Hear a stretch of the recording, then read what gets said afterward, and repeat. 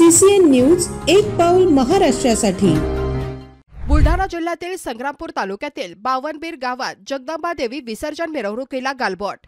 अज्ञाताने विसर्जन मिरवणुकीवर दगडफेक केल्याने निर्माण झाला वाद। गावात प्रचंड तणाव। दगडफेकीत देवीच्या मूर्तीचं नुकसान। 5 मंडळांच्या विसर्जन मिरवणूक आहे त्याच ठिकाणी थांबवल्या। गावात मोठ्या प्रमाणात पोलीस बंदोबस्त पोहोचला। गावात तणाव असून परिस्थिती नियंत्रणात असल्याची पोलिसांची माहिती। दगडफेक करणाऱ्या व्यक्तीला अटक केल्याशिवाय विसर्जन नाही, मंडळांची भूमिका।